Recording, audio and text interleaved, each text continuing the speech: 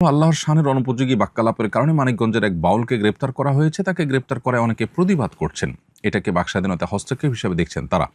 আমার জানার বিষয় হলো বাকস্বাধীনতার সীমা কতটুকু এবং এ ধরনের দৃষ্টতার শাস্তি কি হওয়া উচিত। খুবই গুরুত্বপূর্ণ প্রশ্ন। বাকস্বাধীনতার সীমারেখা প্রত্যেকটা ক্ষেত্রেই কিন্তু আছে। যারা আল্লাহ তাআলা সম্পর্কে আজেবাজে উক্তি করার বিষয়টিকে বাকস্বাধীনতা হিসেবে দেখছেন এবং সে ব্যক্তি গ্রেপ্তারের প্রতিবাদ করছেন, আমি তাদের কাছে বিনয়ের সাথে প্রশ্ন রাখতে চাই, কেউ যদি বাংলাদেশের সংবিধান, বাংলাদেশ রাষ্ট্রের বিরুদ্ধে অবস্থান নেয়, কথা বলে, তাহলে তার সেই কথা বলাটাকে মত প্রকাশের স্বাধীনতা, বাকস্বাধীনতা হিসাবে তারা দেখবেন কি না? পৃথিবীর সকল স্বাধীনতারই একটা সীমানা থাকে। বাকস্বাধীনতা বলি বা ব্যক্তি স্বাধীনতা বলি, মত প্রকাশের স্বাধীনতা বলি, এ সবগুলোর কিন্তু একটা সীমা আছে। সীমাহীন বাকস্বাধীনতায় পৃথিবীর কোনো সমাজ, কোনো মানুষই কখনো পরিপূর্ণভাবে বিশ্বাস করে না। একটা সমাজের 90% মানুষ বা তারও বেশি সংখ্যক মানুষ আঘাতপ্রাপ্ত হতে পারে, সংক্ষুব্ধ হতে পারে, সেরকম উক্তি করা এটা কিভাবে বাকস্বাধীনতার মধ্যে পড়ে? আপনি আমাকে, আমার বাবা মাকে তুলে গালিগালাজ করবেন আর বলবেন যে তিনি তার মতের প্রকাশ ঘটিয়েছেন, তিনি তার বাকস্বাধীনতা ভোগ করছেন। এটা কি কোনো সভ্য সমাজে গ্রহণ করবে? পৃথিবীর উন্নত দেশগুলোতে পর্যন্ত হেট স্পিচ বলতে একটা কথা আছে যে আপনি এমন কিছু কথা বললেন যেটা মানুষকে সংক্ষুব্ধ করলো, তাহলে এটাকে অপরাধ হিসেবে গণ্য করা হয়। কিন্তু বাংলাদেশে এক শ্রেণীর সেকুলার বামপন্থীরা তারা আল্লাহ এবং তার রাসূলকে নিয়ে কটূক্তি করলে তখন তারা বাকস্বাধীনতা এবং মত প্রকাশের স্বাধীনতার এই কথাটা নিয়ে আসেন।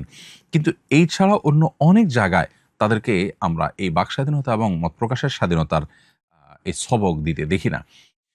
এটা খুবই দুর্ভাগ্যজনক একটি বাস্তবতা এবং এ ধরনের কর্মকাণ্ড যারা করে তাদেরকে কঠোর শাস্তির আওতায় আনা উচিত এবং এটার জন্য প্রয়োজনীয় আইনের সংস্কারও করা দরকার। কারণ বাংলাদেশের মতো সাম্প্রদায়িক সম্প্রীতির একটি উজ্জ্বল উদাহরণ যে দেশে রয়েছে, সে দেশে শান্তিপূর্ণ পরিবেশকে বিঘ্ন করবার জন্য দেশি এবং বিদেশি বিভিন্ন চক্রান্ত এ ধরনের কর্মকাণ্ড পরিচালনা বিভিন্ন সময় করে থাকতে পারে। বিধায় সেই পথ যেন কেউ ব্যবহার করতে না পারে, সেটা যেন চিরতরে বন্ধ করা যায়, সেজন্য কঠোর ব্যবস্থা থাকা উচিত।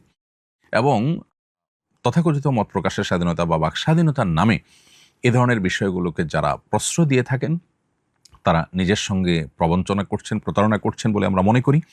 এবং দেশের মানুষকে তাদের ব্যাপারে সোচ্চার হতে হবে, সজাগ হতে হবে। আমার আম্মা হার্টের রোগী, ওনার নামাজে অনেক বেশি কাশি হয়, দম বন্ধ হয়ে যাওয়ার মতো। আমি তাকে নামাজের মধ্যে পানি পান করিয়ে দেই, এতে কি কোনো গুনাহ হবে? বোন শারমিন রিহা, আপনার এই প্রশ্ন উত্তর হলো যে আপনার মায়ের কাশির কারণে দম বন্ধ হয়ে যাওয়ার উপক্রম হয়, নামাজের মধ্যে যেরকম পরিস্থিতি হয়, তাহলে নামাজ ছেড়ে দিয়ে তিনি আবার পুনরায় নামাজ পড়বেন। যদি এমন হয় যে না, পুরো একটা ওয়াক্ত নামাজের শুরু থেকে শেষ পর্যন্ত যতটুকু সময় থাকে এক ওয়াক্ত নামাজে, এই সময়ের মধ্যে আসলে ফরজ নামাজটুকু পড়ার মতো গ্যাপও হয় না, এত ঘন ঘন তার কাশি হয়, তাহলে সেক্ষেত্রে সে কাশিতে যদি দম বন্ধ হওয়ার উপক্রম হয়, আপনি তাকে একটু পানি পান করিয়ে দিতে পারবেন। সাধারণত সালাতরত অবস্থাতে পানাহার করলে সালাত ভঙ্গ হয়ে যায়, যেহেতু তিনি অনন্য উপায়, অতএব তার জন্য এটি ব্যতিক্রম হবে। আল্লাহ তাআলা কোরআনে কারিমে বলেছেন, লা ইউকাল্লিফুল্লাহু নাফসান ইল্লা উসআহা। আল্লাহ মানুষকে সাধ্যের বাইরে কোনো কিছু চাপিয়ে দেননি। সালাত কোনো অবস্থাতে মাফ নয়, মওকুফ নয়, যতক্ষণ পর্যন্ত তিনি সুস্থ আছেন এবং সজ্ঞানে আছেন। সুস্থ আছেন বলতে সজ্ঞানে আছেন। অতএব তার সালাত তাকে আদায় করতেই হবে এবং অন্য উপায় হলে একটু পানি তাকে আপনি পান করিয়ে দিতে পারবেন। আর যদি 4 রাকাত সালাত পড়ার সুযোগ থাকে, এরকম গ্যাপ থাকে, তাহলে সেক্ষেত্রে তিনি ওই গ্যাপে সালাত আদায় করে ফেলবেন এবং একবার অসুবিধা হলে প্রয়োজনে নামাজের নিয়ত ভেঙে আবার নতুন করে সালাত শুরু করবেন। গত মঙ্গলবার রাতে রাজধানীর করাইল বস্তিতে ভয়াবহ আগুন লেগেছে। এ ধরনের ঘটনা আমাদের দেশে প্রায়ই ঘটে থাকে। মাঝে মধ্যে মন খারাপ হয়, মনে হয় এই দেশটা আর থাকবো না, অন্য কোনো দেশে চলে যাব। এই মনোভাবের কারণে আমি কি গুনাহগার হব? এবং এই ধরনের ঘটনার পুনরাবৃত্তি রোধে আপনার কোনো সুপারিশ বা পরামর্শ থাকলে দয়া করে জানাবেন। প্রিয় দর্শক, আমাদের দেশটিতে এই ধরনের ঘটনা প্রায়ই ঘটে এবং এ ধরনের ঘটনাগুলোর প্রতিকারের জন্য, এগুলো বন্ধের জন্য বা এগুলো কমিয়ে আনার জন্য সেরকম কার্যকর পদক্ষেপ নেওয়ার কোনো আলামত বা সদিচ্ছা আমরা কখনো শাসকদের মধ্যে দেখতে পাই না। খুবই দুর্ভাগ্যজনক একটি বাস্তবতা। দুর্নীতি, অনিয়ম, দেশের সম্পদ বাহিরে পাচার করা, লুট করা এবং নানানভাবে অর্থের অপচয়, এগুলো আমাদের দেশে দীর্ঘদিন পর্যন্ত খুব স্বাভাবিক একটি বিষয়ে পরিণত হয়েছে।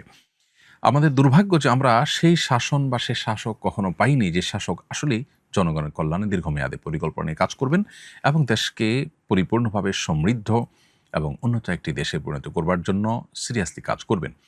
শুধুমাত্র মানুষের চোখে ধুলি দেওয়া এবং উন্নতির নামে হাতে গোনা কিছু কাজ দেখিয়ে মানুষকে ধোঁকা দেওয়া এবং ভোটের যে রাজনীতি সেটা চাঙ্গা করার এই প্রবণতায় আমরা দীর্ঘদিন থেকে দেখে আসছি। এর কারণে মন খারাপ হওয়াটা আমাদের স্বাভাবিক নয়, এবং এর কারণে কেউ যদি মন খারাপ করে নিজের পরিবার নিরাপত্তার জন্য দেশের বাইরে চলে যায়, আমি তাকে গুনাহগার হয়ে গেছে এটি বলতে পারি না। তবে এখানে দায়িত্বশীলতার একটা বিরাট ব্যাপার আছে, সেটা হলো যে একজন মুসলিম হিসাবে আমরা পৃথিবীর যেখানে যাব সেখানে আমাদেরকে সংস্কার কাজ করতে হবে, সমাজ সংস্কার, সমাজকে সংশোধনের কাজে আমাদেরকে মনোযোগ দিতে হবে। আমরা শুধুমাত্র নিজের জন্য তৈরি হইনি, আমাদেরকে আল্লাহ তাআলা অন্যের জন্য, অন্যদের কল্যাণ করার জন্য আল্লাহ তাআলা তৈরি করেছেন। বিধায় আমরা একটা সমাজকে পরিবর্তন করবার জন্য কাজ করব। ইনশাআল্লাহ আমরা নিরাশ হব না, এবং আমি যদি সমাজকে সংস্কার করবার জন্য, মুসলিম উম্মাহকে উপকৃত করবার জন্য এবং উন্নতি অগ্রগতির দিকে নিয়ে যাওয়ার জন্য কাজ করি, তাহলে সেক্ষেত্রে আল্লাহর কাছে আমি আজর এবং সব পরিপূর্ণভাবে আমি কাজ করতে পারি বা না পারি, আর চলে যাওয়ার মাধ্যমে কিন্তু আমার এই সুযোগটা থাকছে না। বিধায় আমার মনে হয় যে আমরা হতাশ না হই, বরং আশাবাদী হই এবং চেষ্টা করতে থাকি। আজ হোক কাল আল্লাহ রাব্বুল আলামিন হয়তো আমাদের ভাগ্যে পরিবর্তন আনবেন। আল্লাহ তাআলার প্রতি পরিপূর্ণ আস্থা এবং বিশ্বাস রাখতে হবে, এবং এভাবে হতাশ হয়ে যাওয়া ঈমানদারের সাথে সঙ্গতিপূর্ণ নয়। আর দ্বিতীয় কথা হলো যে এ ধরনের ঘটনা রোধে করণীয় কি? দীর্ঘমেয়াদী পরিকল্পনার প্রয়োজন। প্রথম কথা হলো যে যেই ঘটনা ইতিমধ্যে ঘটেছে করাইল বস্তিতে, ১৫০০ ঘর পুড়ে ছাই হয়ে গেছে। ৩টি মসজিদ সেখানে পুড়ে ছাই হয়ে গেছে। ৫ ঘণ্টা ব্যাপী আগুন জ্বলেছে। ৫ ঘণ্টার পর আগুন নিয়ন্ত্রণ করা গেছে। এর আগে গত ফেব্রুয়ারিতেও রাতে কিন্তু বস্তিতে আগুন লেগেছিল, এবং সে সময় ৬১টা ঘর পুড়েছে। আর এখন ১৫০০ ঘর পুড়েছে। কি পরিমাণ ক্ষয়ক্ষতি হয়েছে সেটা বলার অপেক্ষা রাখে না। কদিন আগে বিমানবন্দরে ভয়াবহ অগ্নিকাণ্ডে বিপুল পরিমাণ সম্পদের ক্ষয়ক্ষতি হয়েছে। তো আমরা যদি দেখি যে বিগত সময়ে যে ঘটনাগুলো ঘটেছে সেগুলো সঠিক তদন্ত করে এর জন্য উপযুক্ত দায়ী ব্যক্তিকে চিহ্নিত করে তাদেরকে দায় নিতে বাধ্য করার কোনো কালচার আমাদের দেশে আসলে প্রতিষ্ঠিত হয়নি। পৃথিবীর যে কোনো দেশেই এ ধরনের পরিস্থিতিতে কাউকে না কাউকে দায় নিতে বাধ্য করা হয়। বিমানবন্দরে যা অগ্নিকাণ্ড ঘটেছে, ঘটনা ঘটেছে, সেখানে তদন্ত হয়েছে আমরা জানি। কিন্তু কারোর উপরে কি দায় চাপানো হয়েছে? কেউ না কেউ তো দায়ী অবশ্যই আছে। প্রত্যেকটা ঘটনার জন্য এরকম দায়ী ব্যক্তিদেরকে দায় নিতে বাধ্য করার কালচার আমাদের দেশে প্রতিষ্ঠা করতে হবে। সেই সাথে এ ধরনের ঘটনা যেন না ঘটে তার জন্য দীর্ঘমেয়াদী পরিকল্পনা নিতে হবে। অপশাসন দূর করতে হবে, সুশাসন প্রতিষ্ঠা করতে হবে, ন্যায় এবং স্বচ্ছতা, জবাবদিহিতা নিশ্চিত করতে হবে। দুর্নীতিকে জাদুঘরে পাঠাতে হবে। দুর্নীতি এবং অনিয়ম রোধ করা ছাড়া একটা দেশের আসলে উন্নতি কোনো দিন সম্ভব নয়। বিধায় আমাদের দেশে সবচেয়ে বড় অভাব বা দুর্ভিক্ষ বলতে পারি সততার। বিধায় এই সততা এটি প্রতিষ্ঠা করার জন্য একদিকে যেমন ধর্মীয় শিক্ষা, নৈতিক শিক্ষা এটি বাড়ানো দরকার, অপরদিকে আইনের কঠোর শাসন এবং সেটার প্রয়োগ দরকার। আল্লাহ রাব্বুল আলামিন আমাদের সবাইকে রক্ষা করুন, হেফাজত করুন, এবং যারা ক্ষতিগ্রস্ত হয়েছেন তাদের ক্ষতি পুষিয়ে নেওয়ার তৌফিক দান করুন।